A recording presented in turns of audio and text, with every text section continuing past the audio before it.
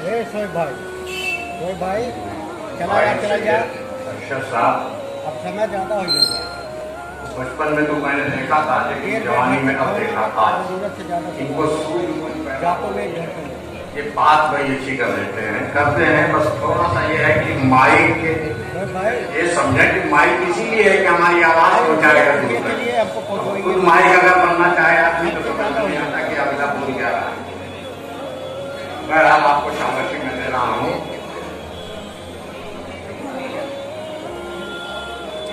मैं अपनी बात यहाँ से शुरू करना चाहता हूँ कि भाई अबू आसिम आजमी साहब हमारे बीच में तशरीफ लाए हैं, और भाई अबू आसिम आजमी के जो बड़े भाई मुसालिम थे ये सब मेरे दोस्तों में, और इनको भी जब ये बिल्कुल कमल के फूल की तरह थे, बिल्कुल खूबसूरत है और दाढ़ी वगैरह नहीं, कमल का फूल गुलाब का फूल है, गुलाब का फूल है। उस वक्त से हमारी वाकफियत है, इनसे मुलाकात है। अब शुगर ने मेरे ख्याल में इनको भी ऐसे ही कर दिया, नहीं तो बहुत अच्छा खासा होता। हम चेहरा आपका बुझा हुआ है, आपको लोगों ने बिला वजह तो ये भी इस पर काम है, नकली आदमी है काम के, आदमी है आप काम के। लेकिन मैं एक गुजारिश ये करना चाह रहा हूँ आपसे कि कहीं न कहीं आपके साथ इन दौरों पर ये जो अहम मीटिंग है, ये बड़ी अहम मीटिंग है। हम सुनाने के लिए नहीं इकट्ठा हुए थे, हम सुनने के लिए इकट्ठा हुए थे, और कुछ आपसे रहनुमा हिदायत लेना चाह रहे थे, क्योंकि हमारे बहुत पुराने लोग यहाँ साथी समाजवादी जमा है। जब इस जिले में नहीं, इस प्रांत में समाजवादी ने जन्म लिया, उस वक्त के हमारे साथी हमको दिखाई पड़ रहे हैं। बहुत से लोग एक दूसरे को आंखों में पहचान रहे हैं और दिल में रखे हुए हैं। मैं बताना चाह रहा था कि आपके साथ इस प्रोग्राम में कितनी देर हो गई कि गेट तक मजमा भरा हुआ था खचाखच, जो टाइम हम लोगों को दिया गया था 1 बजे से। और कुछ ऐसे गलत लोग हैं जो आपको मिसगाइड करके यहाँ वहाँ प्रोग्राम भाई, प्रोग्राम जब फिक्स हो जाता है तो उस प्रोग्राम को सबको मानना चाहिए और करने देना चाहिए। तो बार फिर किसी बड़े नेता से अपनी मीटिंग ले लीजिए तो अच्छा लगता है। आपकी वजह से कुछ लोगों के एहतराम में और कुछ उस विपद की वजह से जो अभी हमारे सारे बड़े दोस्तों ने बताया कि आग लगी हुई है, जल जाना चाह रहा है, आग के दाने में धड़क रहा है। जो लोगों को गम है, बेचैनी है, अपने तकाज़ों को रोक करके लोग अभी तक बैठे हुए हैं, और हो सकता है उम्मीद की जैसे आप और देर में आकर पूरी करते हो।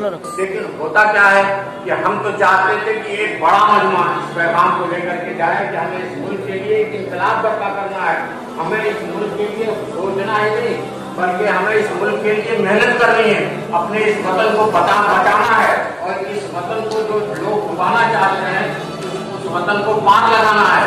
मैं बताऊं, हमारे यहाँ किसी पैगंबर ने, किसी दूत ने या किसी ऋषि मुनि ने ये बात नहीं कही है जो हमारे पैगंबर सैयदना मुहम्मद रसूलुल्लाह सल्लल्लाहु अलैहि वसल्लम ने फरमाई है। तो कुल वतन मिनल ईमान, वतन से मोहब्बत ईमान का हिस्सा है। तो हम ईमान के हिस्से की बुनियाद पर, जैसे हम नमाज से मोहब्बत करते हैं, मस्जिदों से मोहब्बत करते हैं, कुरान और हदीस से मोहब्बत करते हैं, और इस रास्ते पे चलते हुए अपनी मौत को हम ये जानते हैं कामयाबी का रास्ता है, और मरने के बाद फिर हमको बैकुंठ मिलेगा, हमको जन्नत मिलेगी। ऐसे ही हम ये जानते हैं कि इस देश के लिए इत्तेहाद और इस देश के अंदर आपस की भाईचारगी के लिए मेहनत करते हुए अगर हम मौत पाते हैं तो हम शहीद की मौत पाते हैं। वो जाहिर में वो शहीद की मौत है, तो हम इन नियतों के साथ लगे हुए हैं। तो भाई अबू आसिम आजमी साहब, हम ये कहना चाह रहे थे कि मुसलमान की एक ये क्वालिटी और खूबी है, चुनांचे तारीख ये बताती है, इसमें जितने पढ़े लिखे लोग हैं। एक बात मैं और कहना चाहता हूँ, हमारे यादव भाई लोग नाराज न होंगे। भाई अबू आसिम आजमी साहब, आप माननीय अखिलेश सिंह से कह दीजिएगा कि मुसलमान जब आपके साथ आया, जब हुकूमत बनी मुलायम सिंह की, मुसलमान आया तो इस पूरे खित्ते में, शायद आपके जिले में भी लोग मुसलमान जुड़ा, सरकार में लाया, ताकत मिली तो आप लिखने लगे यादव जी, और हम सब कहने लगे आपको यादव जी, यादव जी, यादव जी। हमने आपको ये अहिल से यादव बनाया अपनी कुर्बानी दे करके, और फिर यादव से आप सिंह हो गए। अब सारे लोग सिंह लिखने लगे, तो इतनी इज्जत तो हमने दी और आप ही ने आज हमें बड़ी तकलीफ होती है।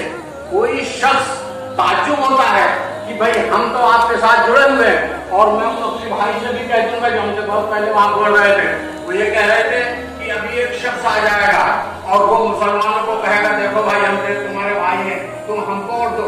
मुसलमानों को ये दर्द मत दीजिए, ये काम अबू आसिम आजमी जैसे लोगों का है, मौलाना जंगल जैसे लोगों का है कि वो अपनी कौम को बेदार करें, वो अपनी कौम को समझाएं। और याद रखिए कि मुसलमान बहुत पहले से, मुसलमान बारिश का इंतजार नहीं करता, वो मौसम बनते हुए को बात लेता है। मुसलमान ने ये देख लिया। मैं तकरीर नहीं करना चाहता, मैं सिर्फ 2 बातें 3 बातें कहना चाहता हूँ।